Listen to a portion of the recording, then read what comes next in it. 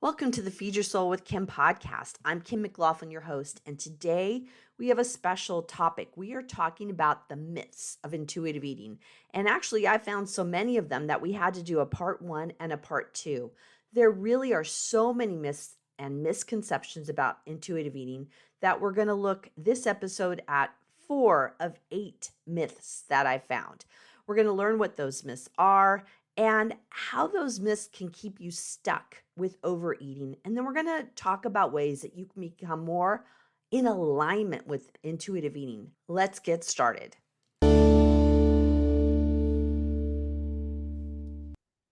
Hey everyone, welcome to the Feed Your Soul with Kim podcast. I'm Kim McLaughlin, your host. I am a psychotherapist.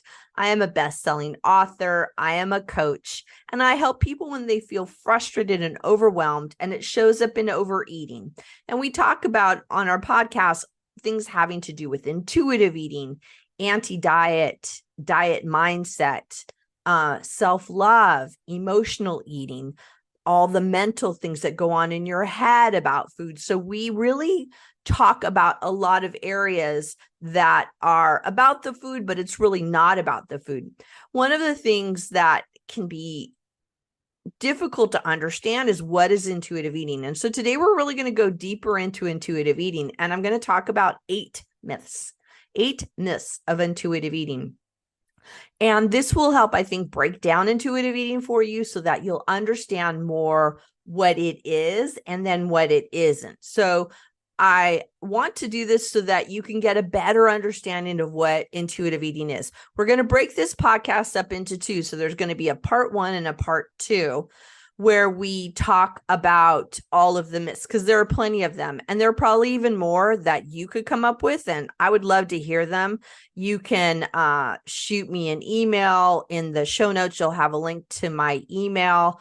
You can write a review in the podcast and ask your question there. I read the reviews. I love seeing what people think. I would love to hear which of these myths land with you and what that might mean for you. So if you're thinking about having intuitive eating as part of that way that you live your life, there might be some misconceptions, misunderstandings, some things that you just don't understand, or maybe through the lens of the diet mindset, you've been seeing it, and let's pull that out to try and get a different look, because really what we're looking at is for a different relationship with food, a relationship that you feel freedom and peace with food. So let's go in. Let's talk about myth number 1. Intuitive eating is just another diet. And where intuitive eating does focus on eating and eating patterns and food, it really isn't. It's not a diet, because when I looked up dieting in the Merriam-Webster dictionary, it says a diet is the kind and amount of food prescribed for a person for a special reason. And it's also a regimen of eating and drinking sparingly so as to reduce one's weight. So it's really, you're eating in a certain way, you're eating less food to reduce weight. And that is completely opposite of what we're doing in intuitive eating. We're not telling you what to eat. We're not telling you when to eat. We're not telling you how much to eat. We're not telling you to lose weight. What we're doing is we're looking at, through intuitive eating, is to listening to the wise wisdom, the wisdom that is in your body. Your body has signals that tells you when you're hungry, when you're full, what you need to eat and what you don't need to eat. And when you trust those signals through intuitive eating, then you make choices with what food you eat, when you eat, how much you eat, where you eat, from a place of self-love and compassion. And when we come from that place, we actually have then a different relationship with food, and we choose different foods and we eat in a different way.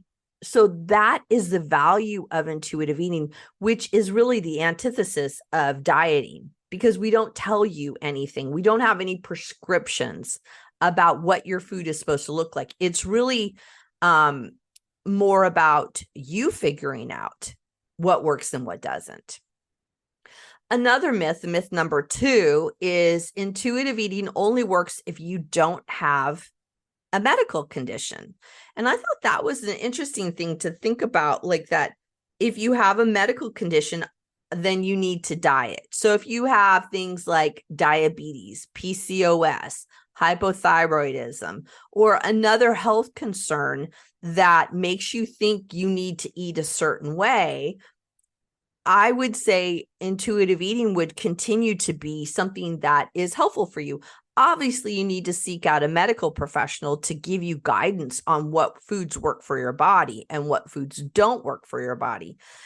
I also think it's good to go to an intuitive eating nutritionist, and there are plenty of them. I know plenty of them. And if you ever need a recommendation, send me an email and I will give you some names of people where you live that are intuitive eating nutritionists, because they can help you figure out what foods are going to work for your body. What we want to do with intuitive eating is find out what your right foods. That's really what I call it, is what are your right foods? What foods make your body sing?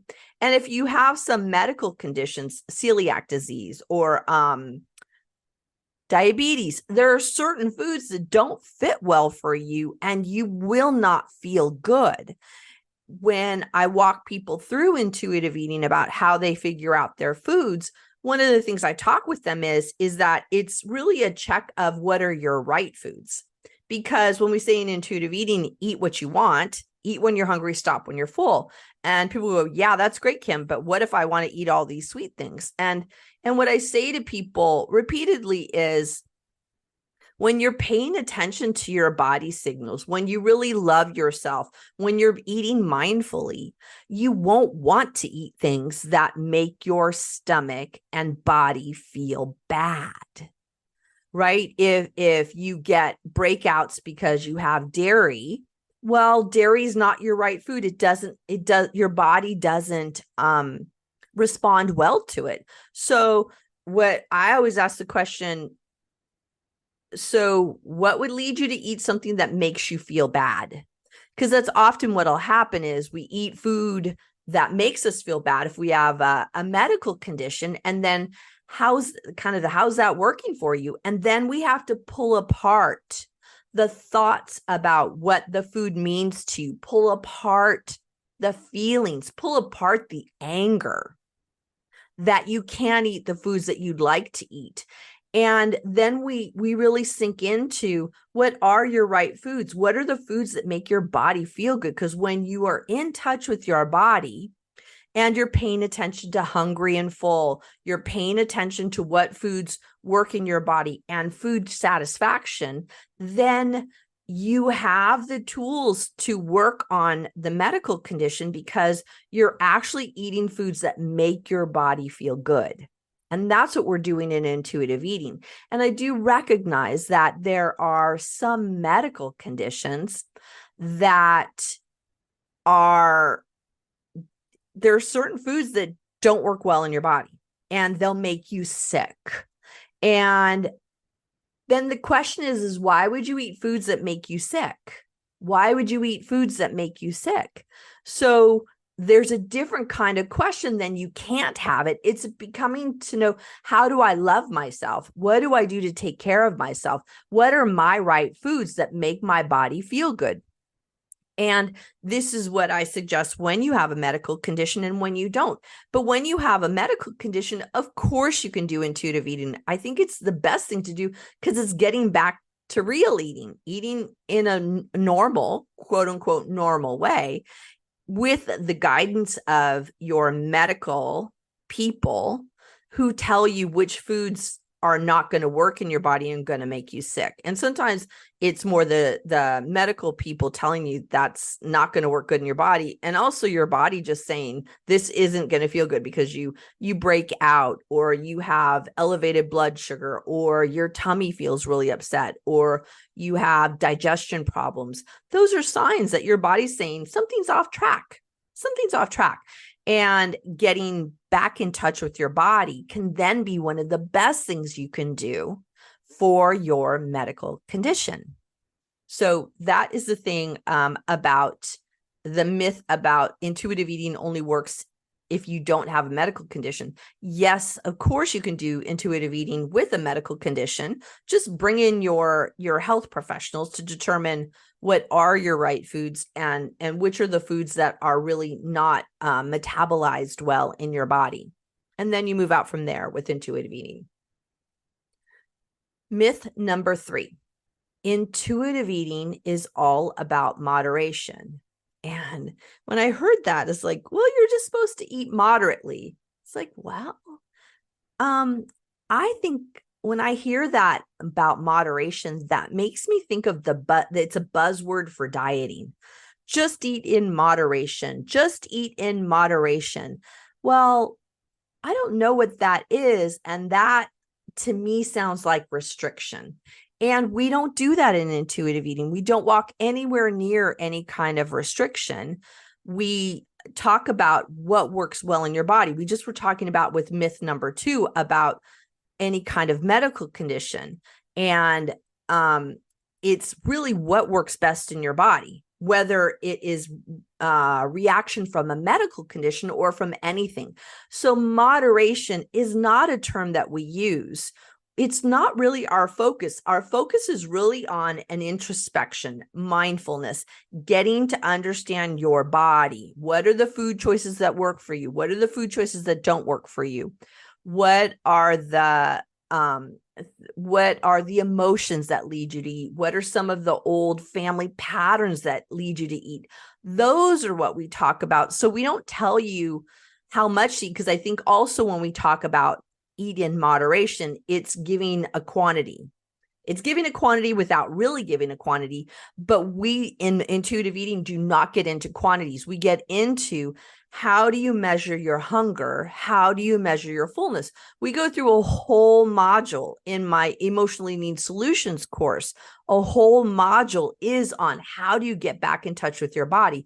Because when we've been dieting for all of our lives, like I think many of you have, I definitely have, that when you've been dieting your whole life, you don't even know what hungry feels and what full feels like. So I don't even know what moderation means. Like I know now what hungry and full mean life, and where my body tends to rest the best in terms of my hunger and my fullness and the type of food that works well with me. So intuitive eating will help you determine the right food and the right quantity. So moderation is really not a component in what we talk about. So it means that what people think that if I tell them we take the idea of moderation off the table, and then there becomes this feeling of fear that, well, then Kim, you're telling me I can eat whatever I want, whenever I want, and as much as I want. And their fear is that they're going to gain a lot of weight and that they're going to eat endless amounts of whatever the food is. Whatever your food is, brownies or ice cream or whatever the thing is, pizza, whatever the thing is that you think is your fearful food, that and your binge food, quote unquote, whatever it is you've binged on before, that you'll eat endless amounts of it. That doesn't happen. It might happen in the beginning when we are trying to habituate into foods that we just know we can have those foods if we want. And that feels really scary to people that, yes, you can have ice cream. Yes, you can have pizza. Yes, you can have brownies. And yes, you can have salad. And yes, you can have soups. And yes, you can have whatever the thing is. It's just knowing what is your right food. And I would challenge you that if you're eating endless amounts of certain foods every day, all the time, it could be something's going on, that there's something more emotional that's happening. It could also be that you've had the dieting mindset for so long and you've told yourself no for so long that you start binging on it, because that's absolutely what happens when we restrict ourselves so much and say, no, no, no, no, no, I can't have these foods.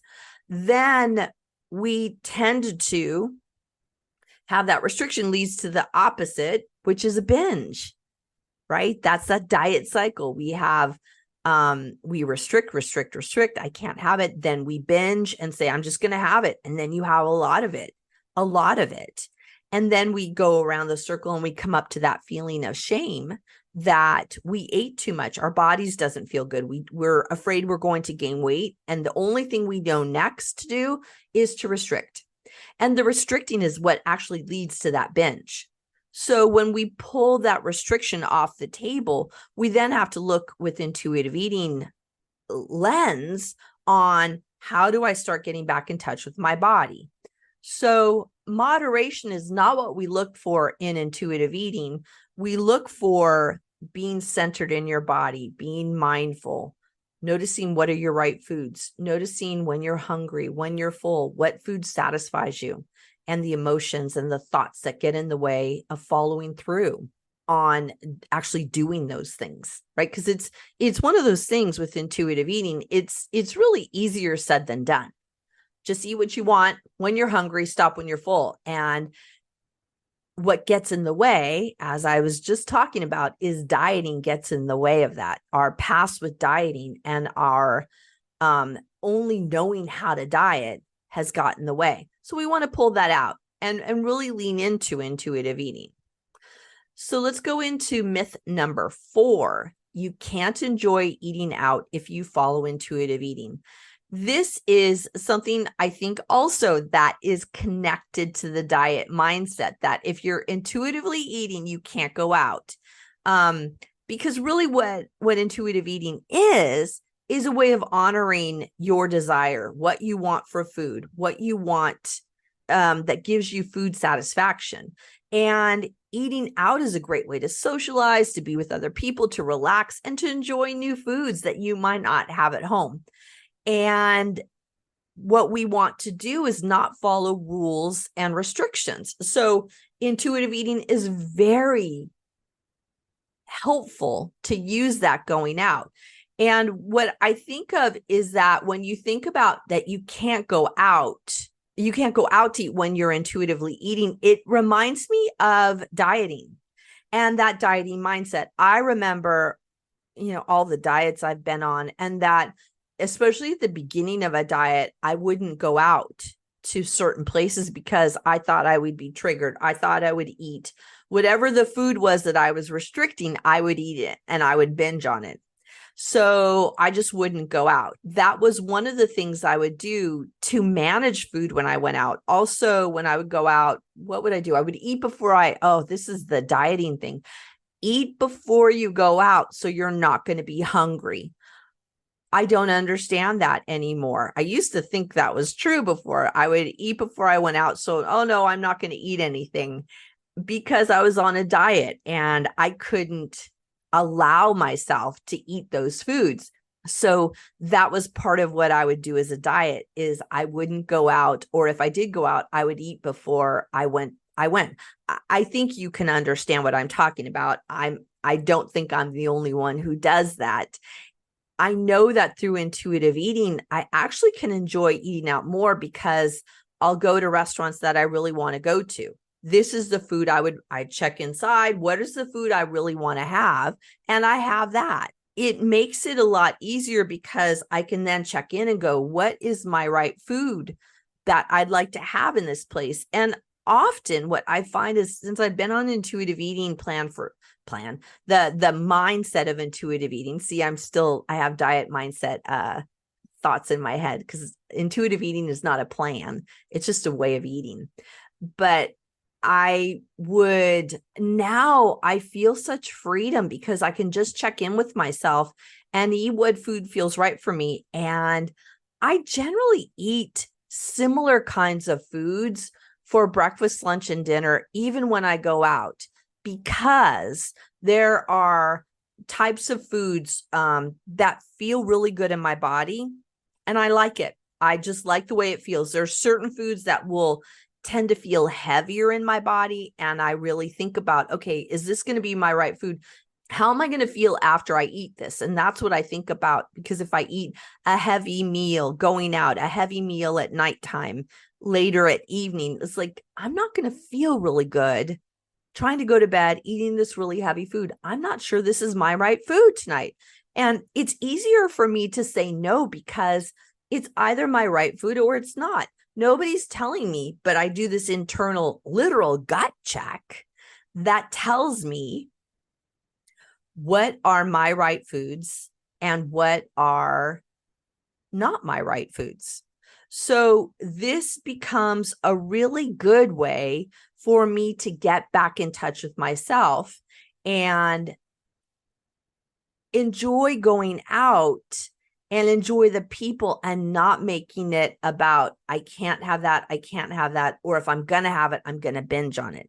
So these things are really so helpful for me. So helpful for me. So what have we talked about today? We talked about a lot about the 4 myths, and we're going to talk about 4 more in our next Feed Your Soul with Kim podcast. So we talked about intuitive eating is not just another diet. It's not a diet. It's not a diet. And you can't intuitively eat if you have a medical condition. I think we debunked that, and we talked about how it actually works really well when you have a medical condition, because it gives you a framework of how to check in with your body to know what are your right foods and what are not your right foods. Another myth was the idea that intuitive eating is all about moderation. Moderation is really a term that is connected to the diet mindset, and we go in the opposite direction of the diet mindset. We go into the idea that if we're fully in touch with our body, what we need, we're going to know what to eat. And there is no kind of protocol for what foods are your right foods and what foods are not your right foods. The last myth we talked about on this podcast was that you can't enjoy eating out if you follow intuitive eating. I think we debunked that. I have lots of stories. You have lots of stories of eating out or not eating out when you're on a diet, and that actually I find intuitive eating makes it easier for me to go out and eat when I'm going out, because I know more of what I want. And if I don't want anything, I don't have it. But I don't not have the food because I ate to be full before we went. That diet mindset. I don't do that anymore. If I'm not hungry, I won't eat. And that's fine. I think these things are really good for you to start considering.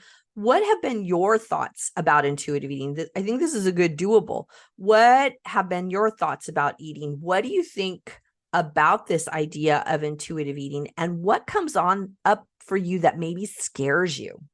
What scares you about intuitive eating? Because that, I think, is also what's wrapped up in these myths, is the fear of, if I eat intuitively, I'm going to overeat and I'm going to be out of control. And there's such fear associated with that. So I want to honor that. If you want to check that out more, come join us in Emotional Eating Solutions. We talk about this all the time in our program, in our coaching program. And it is something that can be really valuable for you to look at food in a different way. So I'll have a link to Emotional Eating Solutions in the show notes. Please join us, because we'd love to have you. We'd love to help you out and help you learn more about intuitive eating. Thank you for joining us on the Feed Your Soul with Kim podcast. I look forward to talking with you next time on the next 4 myths about intuitive eating. Bye, everyone.